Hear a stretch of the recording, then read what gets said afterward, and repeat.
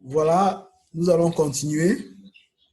Et tout à l'heure, je présentais le cas clinique d'un cas d'infection du site opératoire. Et là, nous allons poursuivre avec l'introduction. Et il est important que nous sachions que, en guise de définition, l'infection du site opératoire est une infection qui arrive après la chirurgie. Et cette infection arrive dans le site, justement, où s'est passée la chirurgie. Donc, si nous avons fait une chirurgie abdominale, nous sommes passés par une laparotomie médiane, c'est donc sur cet abord, sur cette incision, que va survenir l'infection. Si nous avons fait une chirurgie orthopédique et nous avons fait une chirurgie du fémur et que nous sommes passés en latéral, en un abord externe, postéro-latéral ou externe, je ne sais pas. Donc, l'infection du site opératoire, c'est l'infection du site là où s'est placée la chirurgie. Et cette infection, justement, peut être une infection superficielle, c'est-à-dire c'est juste pariétale, ou alors elle peut véritablement être profonde. Et dans ce cas, elle va même dans le foyer chirurgical, c'est-à-dire si c'est une chirurgie osseuse, elle va concerner l'os. Si c'est une chirurgie abdominale, elle va aller dans le péritoine, faire une suppuration profonde. Donc, elle peut être superficielle, simple, pariétale, ou alors profonde. Et lorsqu'elle est profonde, dans ce moment, elle devient encore plus sérieuse et peut même parfois, dans certaines circonstances, engager le pronostic vital. Et justement, ces infections peuvent survenir surtout lorsqu'on utilise en plus, n'est-ce pas, du matériel, des implants. Le cas de la chirurgie orthopédique, ou bien le cas de tout à l'heure, si nous avions mis une prothèse hernière, nous aurions eu beaucoup de problèmes chez ces patients. Parce que ce matériel d'ostéosynthèse se serait infecté. Donc, cette diapositive, c'est pour définir ce que c'est que l'infection post-opératoire. Nous devons savoir qu'en matière d'infection nosocomiale, les infections qui arrivent en milieu hospitalier lorsqu'on fait des soins, la chirurgie en elle seule représente 20%. Et c'est justement normal parce qu'on fait une infraction de la peau. Et du coup, ça crée une certaine vulnérabilité de l'organisme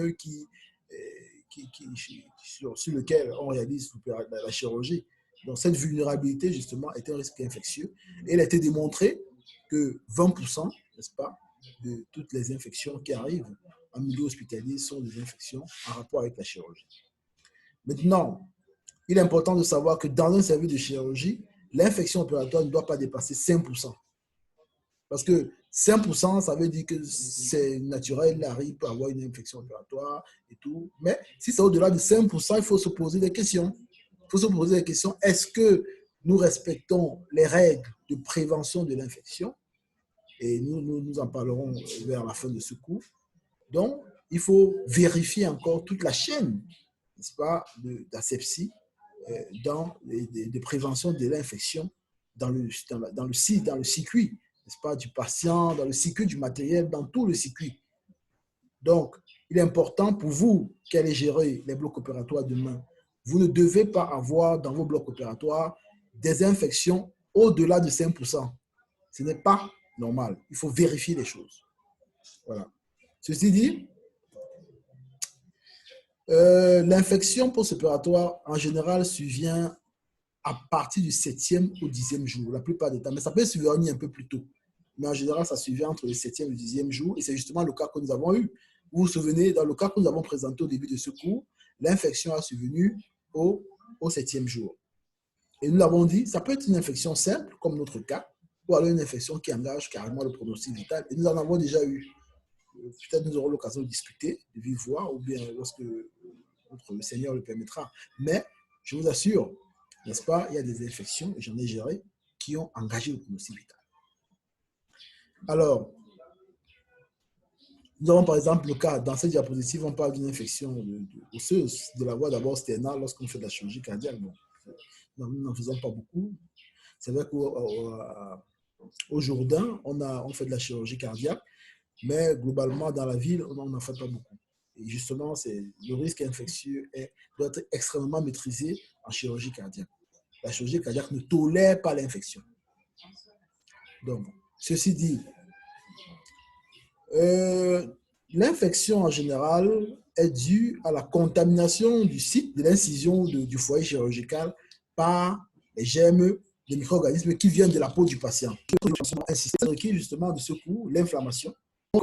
Maintenant, les micro-organismes qui se trouvent sur la paroi, qu'il faut également maîtriser par les méthodes d'asepsie, il faut le lavage, il faut que le patient se lave, il faut faire l'asepsie cutanée, etc. Pour diminuer, et même l'antibiothérapie, l'antibioprophylaxie, nous reviendrons, pour diminuer considérablement le nombre de germes sur la paroi, parce que justement, c'est tout ça qui fait l'infection. Il est rare quand même, parce que lorsque nous pensons que nos standards sont assez élevés et que nos méthodes de stérilisation sont bonnes, mais de moins en moins, on pense que les infections liées au matériel contaminé sont rares. Mais justement, si nous avons plus de 5% d'infections, il faut se poser des questions pour savoir si notre matériel est stérile. Pour le cas de l'hôpital Bethesda dans lequel nous sommes, nous stérilisons notre matériel et nous avons des tests de stérilisation. Vous savez, en matière de stérilisation, il y a différents niveaux de stérilisation. Il y a les standards, il y a ceux qui, il y a les tests les tests, on les appelle les indicateurs justement, les indicateurs de stérilisation qu'on utilise. Il y en a qui utilisent le niveau 2. Par exemple, ce que vous voyez là, ce que je suis en train de pointer là avec la flèche de la souris, c'est un niveau, c'est un test de stérilisation qui est de niveau 2. Et ici, c'est un test de stérilisation qui va jusqu'au niveau 7. Donc, vous voyez là, donc vous voyez ces deux tests de stérilisation différents que nous avons utilisés pour être sûr que notre matériel est stérile. Et justement, dans le but de prévenir l'infection opératoire.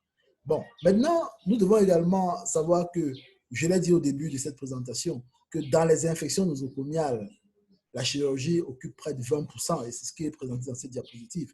Il y a d'autres causes d'infections nosocomiales, comme les infections urinaires, qui sont les plus fréquentes des infections nosocomiales dans les services de chirurgie, dans les services de gynécologie. Il y a également d'autres infections nosocomiales, les infections respiratoires, qui sont également fréquentes dans les services de réanimation, etc. Mais pour le cas de la chirurgie, il constitue environ 20% de l'ensemble des infections.